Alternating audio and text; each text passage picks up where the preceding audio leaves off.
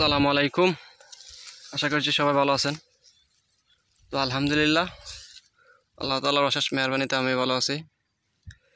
তো এই গাছটাকে কে কে চিনেন জানি না, কেউ চিনেন কিনা, কারণ এমনিতে ভিডিও দেখে মানুষ 100 বা 150-50টা, তো জানি না এর মধ্যে কেউ কি এই গাছটাকে চিনেন কিনা। বাট এই গাছটা হচ্ছে নাম হচ্ছে করজ গাছ। এবং একটা জিনিস দেখাই, পাতা দেখেন কি পরিমাণ ঘন পাতা, মানে একটা পাতার সাথে আর একটা পাতা লাগে আছে, একদম ফাঁক ফুক নাই।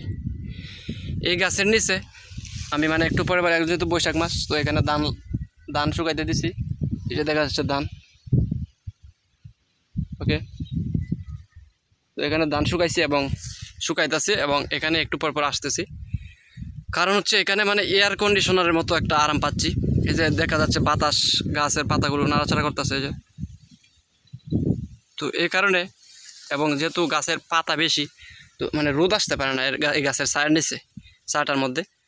মানে এরকম লাগে যেন মানে আমি যদি এখানে আসি 20 মিনিটের জন্য যদি এখানে আসি এবং শুই যদি সাথে সাথে ঘুমায় পড়বে, এরকম অবস্থা। কারণ আলহামদুলিল্লাহ যেহেতু বাতাস আছে, তো এয়ার কন্ডিশনারের নিচে গেলে যেমন, বা বাসায় এয়ার কন্ডিশনার থাকলে যেরকম ঠান্ডা লাগে, আরাম লাগে, একদম সেই রকম সেম।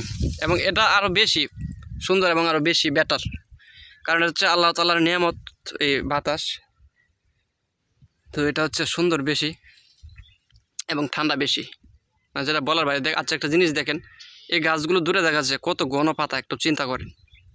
আমার কাঁঠাল গাছ আছে, আম গাছ আছে আমাদের বাড়িতে, কাঁঠাল গাছ, আম গাছ, নারকেল গাছ, কত জাতের গাছই না আছে। তো সবগুলো গাছের মানে পাতা দেখছি, ওগুলো হচ্ছে সারা একটা থেকে আরেকটা একটু দূরে দূরে এরকম। বাট এই গাছের পাতাগুলো অনেক বেশি হচ্ছে একসাথে লাগানো। এবং এই গাছের একটা বিশেষত্ব হচ্ছে, গাছগুলো বর্ষাকালেও এখানে টিকা থাকে, যেহেতু এটা হচ্ছে বাটি এলাকা এবং দানকুনিয়ার হাওর। তো বর্ষাকালে এই গাছের এই পর্যন্ত পানি ওঠে, মানে এই গাছটা এই যেখানে আছে আমি বর্তমানে, এখানে 5 ফুট বা 10 ফুট এরকম পানি ওঠে বর্ষাকালে। তো আলহামদুলিল্লাহ এই গাছগুলো পানিতে বেঁচে থাকে। এবং এখানকার যারা লোকজন আছে তারা একটা উদ্যোগ নিয়েছিল গত বছর হয়তো। তো এখানে আর নতুন করে আরও 1000 চারা লাগাইছে গাছের, এই যে গাছের চারাগুলো দেখা যাচ্ছে। এবং দেখেন এখানে গবাদি পশু পাখির ঘাস খাওয়ার জন্য কি সুন্দর একটা জায়গা, চারণভূমি। এই যে কত সুন্দর দুর্বা ঘাস, ঠিক আছে। এই যে গবাদি পশুগুলো ঘাস খাচ্ছে এবং সবগুলো কিন্তু সারা। আমাদের এলাকায়, আমাদের বাড়ি হচ্ছে নেত্রকোনা জেলা, কাউফুর গ্রামের নাম, ছোটো একটা গ্রাম।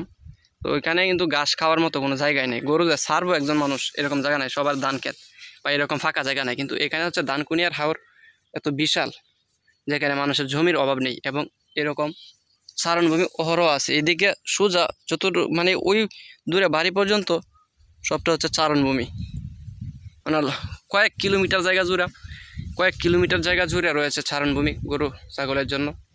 এবং অনেক মানুষ আছে যাদের একজনের 10টা 20টা এরকম গরু আছে। তো যাই হোক, যেটা বলতেছিলাম, আজকে ভিডিও করার মেন উদ্দেশ্য ছিল এটাই, যে আপনাদেরকে এটা দেখানো। বর্তমানে হচ্ছে গরম, এই 35 ডিগ্রি চলতেছে, 30 ডিগ্রি, 35 ডিগ্রি, 40 ডিগ্রি এরকম। তো এখানেও কিন্তু চলতেছে সেম, কারণ এটা হচ্ছে হাওরেও তো কম না, হাওরেও কিন্তু সেম চলতেছে। হয়তো ঢাকা শহরে একটু গরমটা বেশি লাগে, কারণ মানুষ বেশি, কার্বন ডাইঅক্সাইডের পরিমাণ বেশি এবং ধুলাবালির পরিমাণ বেশি। বাট এই গ্রামেও কিন্তু আছে যারা 2 দিন আগে হাওরে কাজ করছি, এত গরম, কলিজা পর্যন্ত কাঁপতো, এরকম গরম, শরীর সবসময় কাঁপতো গরমে। তো বলতে চাচ্ছি এটাই, যে এই গাছের কি গুরুত্ব পরিবেশকে শীতল রাখার জন্য। সত্যি এটা আল্লাহ তাআলার এক সুন্দর নিয়ামত।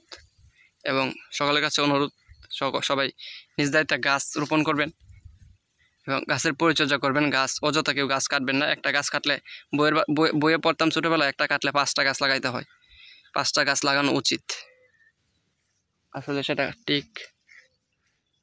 তো যাই হোক, এই গাছের গুরুত্ব অপরিসীম, যেটা বলে শেষ করার মতো না। এবং ও পাশে দেখেন 2টা গরু কিন্তু গাছের ছায়ের নিচে আশ্রয় নিছে, এই যে গরুগুলো, যে ওই গরুটা আর এটা। তো যাই হোক, আর এগুলো হচ্ছে করজ গাছ, গাছের নাম হচ্ছে করজ গাছ। গাছগুলো দেখেন অনেকটা ভৌতিক গাছের মতো, মানে গাছগুলোর ভিতরে অনেক ফাঁক ফুক থাকে, মানে কুলসার মতো থাকে গাছগুলোর ভিতরে। এই যে গাছটাকে দেখেন, কুলসার মতো। তো অনেক গাছ থাকে, যেমন নারকেল গাছ, আম গাছ, এগুলোর ভিতরে থাকে সারি অংশ, কিন্তু এগুলোর ভিতরে সারি অংশ নাই, বা এগুলোর ভিতরের অংশটা থাকে কুলসা। এই গাছটাকে দেখেন, যে ভিতরে কিছু নাই, কুলসা। তো এরকম। এবং এখানে একটা ছোট এই খৈনের মতো আছে, এখানে কিছু পানি আছে, এবং এই গরুগুলো যখন এখানে ঘাস খায়, গরম লাগে, তখন এখানে গিয়ে পানি পান করে। মাশাআল্লাহ। তো সব কিছু মানে ভাবলে সবগুলো জিনিস ভাবলে অনেক ভালো লাগে। এবং ইনশাল্লাহ এখানে 1000 গাছ লাগানো হয়েছে ছোটো। যদি এগুলো বড় হয়, তখন এই জায়গাটা আরও অনেক বেশি গাছে পরিপূর্ণ হয়ে যাবে, এবং দেখতেও সুন্দর লাগবে, পরিবেশও আরও ঠান্ডা থাকবে। তো যাই হোক, যারা ভিডিওটা দেখছেন কষ্ট করে শেষ পর্যন্ত দেখছেন, আমার এই বকবকগুলো শুনছেন, তাদের সকলকে অসংখ্য ধন্যবাদ। সকলকে নামাজের দাওয়াত রইল। ইনশাল্লাহ দেখা হবে নতুন কোনো ভিডিওতে। সকলকে গাছ লাগানোর প্রতি আহ্বান জানাচ্ছি।